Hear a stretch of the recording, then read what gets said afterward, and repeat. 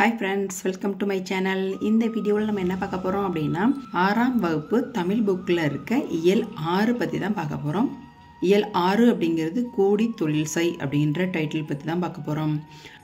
TNPSC படிக்கிறவங்களுக்கு இந்த video ரொம்ப யூஸ்ஃபுல்லாக இருக்கும்னு நினச்சி தான் இந்த வீடியோவை மேக் பண்ணுறேன். இந்த வீடியோக்குள்ளே போகிறதுக்கு முன்னாடி நம்ம சேனலை சப்ஸ்கிரைப் பண்ணாமல் வச்சுருக்கீங்கன்னா சப்ஸ்கிரைப் பண்ணிடுங்க. புக்கில் படித்தீங்கன்னா பேராவாக இருக்கும், இதில் படிக்கிறது பாயிண்ட்டாக இருக்கும். ஸோ இந்த டைட்டிலில் வர சில பாயிண்ட்ஸை பற்றி நம்ம பார்க்கலாம். வாங்க வீடியோக்குள்ளே போகலாம். வீடியோக்குள்ளே போகிறதுக்கு முன்னாடி நம்ம சேனலை சப்ஸ்கிரைப் பண்ணாமல் பார்க்குறீங்கன்னா சப்ஸ்கிரைப் பண்ணிவிட்டு பாருங்கள். நானிலம் படைத்தவன். நானிலம் படைத்தவன் என்னும் கவிதையை எழுதியவர் முடியரசன். இப்பாடல் புதியதொரு விதி செய்வோம் என்னும் நூலில் இடம்பெற்றுள்ளது. முடியரசனின் இயற்பெயர் துரைராசு. முடியரசனின் நூல்கள்: பூங்கொடி, வீரகாவியம், காவிய பாவை, திராவிட நாட்டின் வானம்பாடி என்றும் கவியரசு என்றும் பாராட்ட பெற்றவர் முடியரசன்.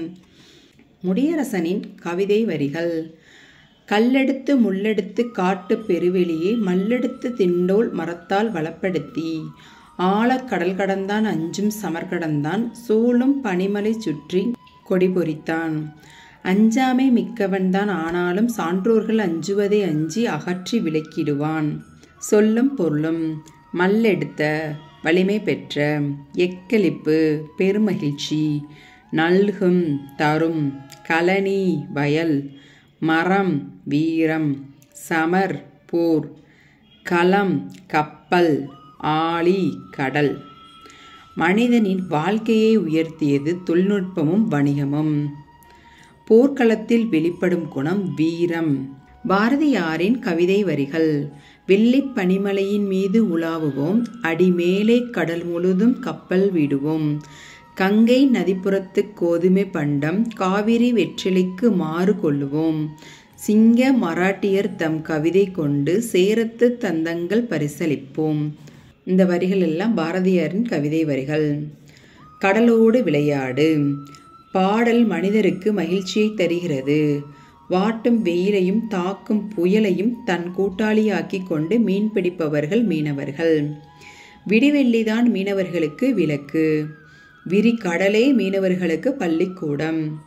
அடிக்கும் அலை மீனவர்களுக்கு தோழன். அருமை மேகம் மீனவர்களுக்கு குடை. வெண்மணலே மீனவர்களுக்கு பஞ்சு மெத்தை. விண்ணின் இடி மீனவர்களுக்கு காணும் கூத்து. பாயும் புயல் மீனவர்களுக்கு ஊஞ்சல். பனி மூட்டம்தான் மீனவர்களுக்கு உடல் போர்வை.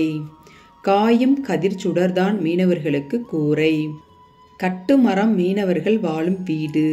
மின்னல் வரி மீனவர்களுக்கு அரிச்சுவடி.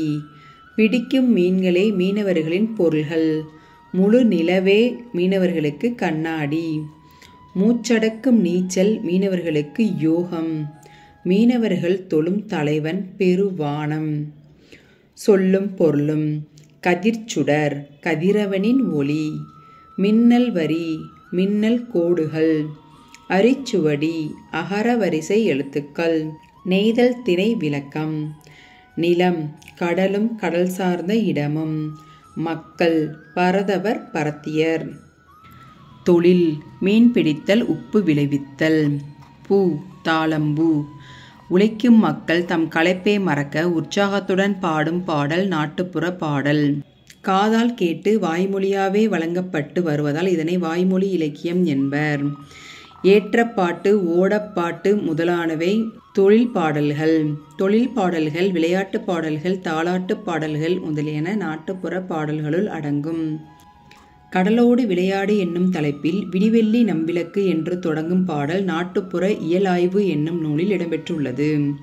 நாட்டுப்புற இயலாய்வு என்னும் நூலை தொகுத்தவர் சு. சக்திவேல். வளரும் வணிகம். மனிதர் வாழ்வில் பெரும்பங்கு வகிப்பது வணிகம். ஒரு பொருளை பிறரிடம் இருந்து வாங்குவதும் பிறருக்கு விற்பதும் வணிகம். பொருள்களை விற்பவர் வணிகர். பொருள்களை வாங்குபவர் நுகர்வோர். நம்மிடம் கூடுதலாக இருக்கும் பொருள்களை கொடுத்து நமக்கு தேவையான பொருள்களை பெற்றுக்கொள்வது பண்டமாற்று வணிகம். சங்க காலத்தில் நெல்லை கொடுத்து அதற்கு பதிலாக உப்பை பெற்றனர். தன்னாடு விளைந்த வெண்ணெல் தந்து பிறநாட்டு உப்பின் கொள்ளை சுற்றி உமணர் போகலும் கூறும் நூல் நற்றிணை. சங்க காலத்தில் ஆட்டின் பாலை கொடுத்து தானியத்தை பெற்றனர். பாலோடு வந்து கூழோடு பெயரும் என்று கூறும் நூல் குறுந்தொகை. செல்லும் வழியின் அடிப்படையில் வணிகத்தை தரைவழி வணிகம், நீர்வழி வணிகம் என பிரிக்கலாம். தரை வழியாக வண்டியில் பொருள்களை கொண்டு செல்ல பயன்பட்டவை எருது, கழுதை, குதிரை.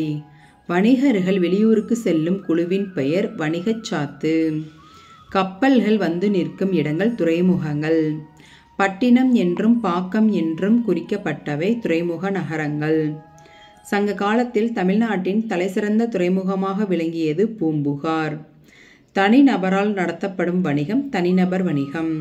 ஒன்றுக்கும் மேற்பட்டோர் இணைந்து முதலீடு செய்து நடத்துவது நிறுவன வணிகம். நுகர்வோரின் நேரடி தொடர்பு கொள்பவர்கள் சிறு வணிகர்கள். பெருந்தொகையை முதலீடு பொருள்கள் அதிக அளவில் திரட்டி வைத்து விற்பனை செய்வது பெருவணிகம்.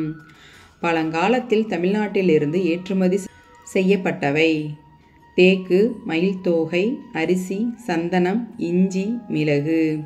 சீனத்திலிருந்து இறக்குமதி செய்யப்பட்டவை கண்ணாடி, கற்பூரம், பட்டு. அரேபியாவிலிருந்து குதிரைகள் வாங்கப்பட்டன. வாணிகம் செய்வோருக்கும் வாணிகம் பேணி பிறவும் தம்போல் செயின் என்னும் திருக்குறளில் விளக்கப்படுவது வணிகரின் நேர்மை.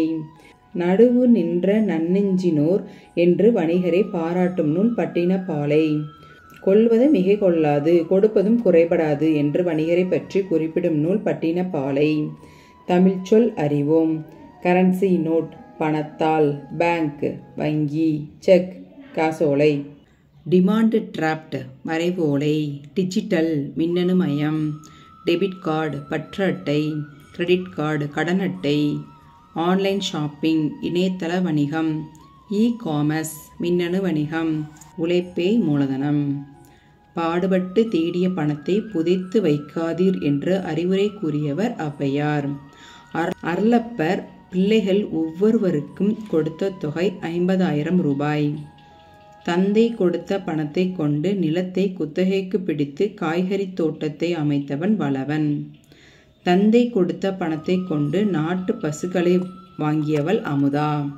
தந்தை கொடுத்த பணத்தை பெட்டியில் வைத்து வீட்டில் பின்புறம் புதைத்து வைத்தவன் எழிலன். சில செய்திகள். மனிதர்களுக்கு தேவையான எல்லா பொருட்களையும் கிடைக்கச் செய்வது வணிகம். ஓர் இடத்தில் உற்பத்தியாகும் பொருள்களை பல இடங்களுக்கு அனுப்புவதும் பல இடங்களில் கிடைக்கக்கூடிய பொருள்களை ஓரிடத்தில் கிடைக்கச் செய்வதும் வணிகம். கிடைக்கும் பொருள்களின் மதிப்பை கூட்டி புதிய பொருளாக மாற்றுவது மதிப்பு கூட்டுதல் எனப்படும். கல்லை சிலையாகவும் கல் தூளை கோல மாவாகவும் மாற்றுவது மதிப்பு கூட்டுதல் ஆகும். விடுகதைகளும் விடையும். தனி ஆளாயிருந்தால் நடுநிலையாய் இருந்திடுவாய். யாரும் வந்து அமர்ந்தால் ஏற்றம் இரக்கம் காட்டிடுவாய். அவன் யார்? தராசு. தண்ணீரில் கிடப்பான், தள்ளாடி தள்ளாடி நடப்பான், காலில்லாத அவன் யார்? கப்பல். பேச முடியாத ஓட்டப்பந்தய வீரனுக்கு வாய்க்கு மட்டும் பூட்டு. அவன் யார்? குதிரை. இயந்திரத்தால் செய்ய முடியாத மணி, ஊசி நூலில் கோக்க முடியாத மணி, பூமியில் விளையும் மணி, பூ உலகத்தால் விரும்பும் மணி எந்த மணி? நெல்மணி. ஒருமதி வெளியே போகும், ஒருமதி உள்ளே வரும், இருமதியும் சேர்ந்து விட்டால் பல நிதியும் சேர்ந்து வரும். அவை என்ன? ஏற்றுமதி, இறக்குமதி. ஓகே ஃப்ரெண்ட்ஸ், இயல் 6 அப்படிங்கிறது இதோட முடிஞ்சு. இன்னும் அடுத்து பார்க்கக்கூடியது இயல் 7. இயல் 7 அப்படிங்கிறத நம்ம அடுத்த வீடியோவில் பார்க்கலாம். இந்த வீடியோ உங்களுக்கு யூஸ்ஃபுல்லாக இருந்துச்சுன்னா லைக் பண்ணுங்கள், ஷேர் பண்ணுங்கள், மறக்காமல் சப்ஸ்கிரைப் பண்ணிடுங்க. தேங்க்யூ ஃபார் வாட்சிங்.